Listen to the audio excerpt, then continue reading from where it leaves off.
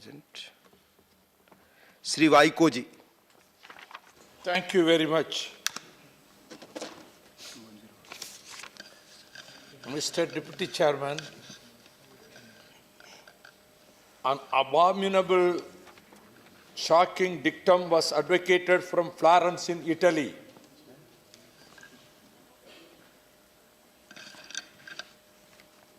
In the dawn of the 16th century, by Niccolo Machiavelli, in his book The Prince, the dictum has got three important commands. One, ends justify the means. Second, necessity knows no laws. Third, might is right. This became the guidebook of the fascists in Italy and Nazis in Germany. Straight contrary to this devastating, horrible formula, the great Tamil moralist Thiruvalluvar gave such an admirable couplet.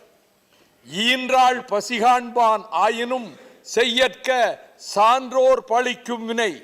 Even if your mother is a goddess for anybody, even if your mother starves without food, do not commit any act to feed her which is condemned by the elders of wisdom. But to the true shock, Machiavelli's Prince has become the guidebook of this government. Today, from Cape Comorin to Himalayas, people of various faiths, particularly Muslims, are totally agitated. The last 5 years witnessed many brutal attacks on Muslims. Their minds are boiling. They are in the grip of fear, feeling highly insecure because of the most undemocratic, dictatorial, fascist abrogation of Article 370 and the amendments Article 35A of the Constitution. Because of the paucity of time, I have to rush. I have to read fast. Otherwise, normally I don't read any script here. The unchangeable guarantee to the people of Kashmir was buried 1,000 fathoms deep. For the past 6 months, you have detained the former chief ministers of Kashmir, Dr. Farooq Abdullah, Omar Abdullah, and Madam Mahbooba Mufti, without any reason. 5th August 2019 is the blackest day in the history of India. It was a premeditated conspiracy by the Hindutva forces. I repeat once again, it was a premeditated conspiracy by the Hindutva forces. You have sown the seeds of frustration. You have sown the seeds of anger, seeds of no confidence. The minds of the younger generation, particularly students, who hundreds of thousands of students have come to the road about the political system itself, they have lost confidence. Without any reasons, you have penalized Rohingya Muslims, Ahmadiyya Muslims, more particularly the Tamils of Sri Lanka, who have come here due to the barbarous, cruel massacre of lakhs of Tamils by the genocidal Sinhala government. 11 state governments are vehemently opposing your act, and 4 legislative assemblies, Kerala, Punjab, Rajasthan and West Bengal, have adopted resolution to this effect. This is the first occasion in the history of independent India where states have rallied against the center. This is the warning bell. Don't fail to see the writing on the wall. The state of Kerala, for the first time, 7.5 million people formed a human chain like the Great Wall of China against the Citizenship Amendment Act and the abrogation of Article 370. In Tamil Nadu, under the leadership of DMK, all opposition parties conducted rallies in which hundreds of thousands of people participated, and we have launched a signature campaign now. Even myself, I initiated a point, Mr. Stalin initiated another point. To get not less than 1 crore signature, we have launched this campaign. So, we are mobilizing the opinion of the public. We are not for any violence. Through democratic means, we are mobilizing the opinion of the public. This government is anti-Tamil, I charge. Quoting scriptures from Thirukural and Tamil literatures by the Honorable Prime Minister cannot hoodwink the people of Tamil Nadu. We know for what reasons. Because you have decided to destroy my state. our culture, our civilization, because we have got a rich heritage. This country, this subcontinent consists of many nationalities, many languages, many cultures, many religions. But in order to hoodwink the Tamil Nadu, because you lost miserably in the last elections, you became zero, more or less zero. That is why he is quoting Tirukural, he is quoting Purnanuru, he is quoting Agananuru. What a love he has got for Tamil language and Tamil people. More than 1,50,000 Tamils were brutally annihilated by the armed forces of Sri Lanka due to the sinister genocidal policy of Sri Lanka government.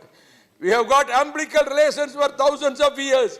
Tamils came here from Sri Lanka as if their second homeland. But the Citizenship Amendment Act has totally ignored them, insulted them. Even today, this government is hobnobbing with the Sinhalese government. I saw the flags of the Sri Lankan flags on my road when I was coming here. Because the Prime Minister, who was the then President of Sri Lanka, who committed the genocide, is coming. After the visit of the present President, he is coming as second visitor.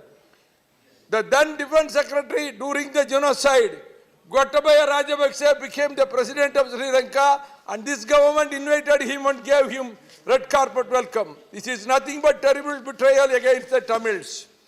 A few days back, he stated to the UN official, because I spoke in the Human Rights Council in the United Nations, there should be a commission to find out. There are 90,000 Tamil widows and the more than 80,000 families, they have lost their kith and kin. They did not know what happened, whether they are alive or dead.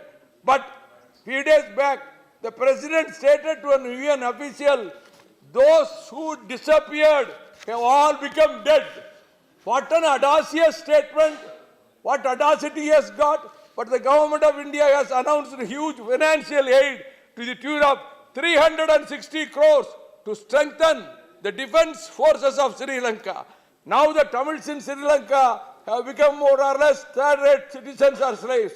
The government is betraying Tamil Nadu with a deliberate design to eradicate the prosperity of my state, particularly of Kaveri Delta, planning to implement hydrocarbon projects.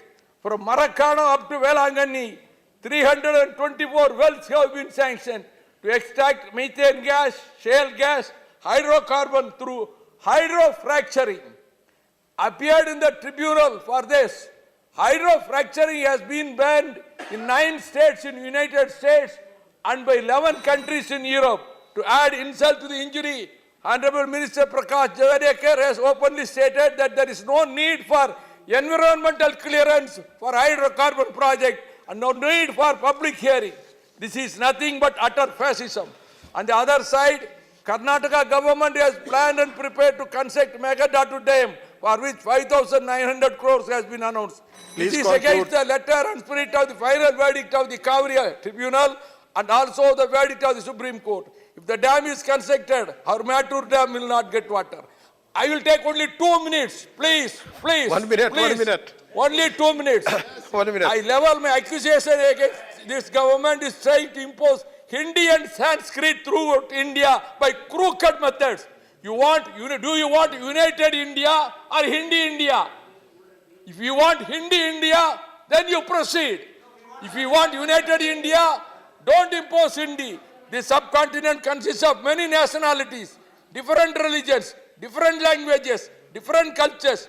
As I stated the other day in this house, not even the days during the period of Asoka to Aurangzeb, India was not one. That is why India should be called as United States of India. 2 minutes are over. India should be called as United States of India. If you bulldoze with Sanskrit and Hindi, what happened in Soviet Union will happen. What happened in Soviet Union will happen to India.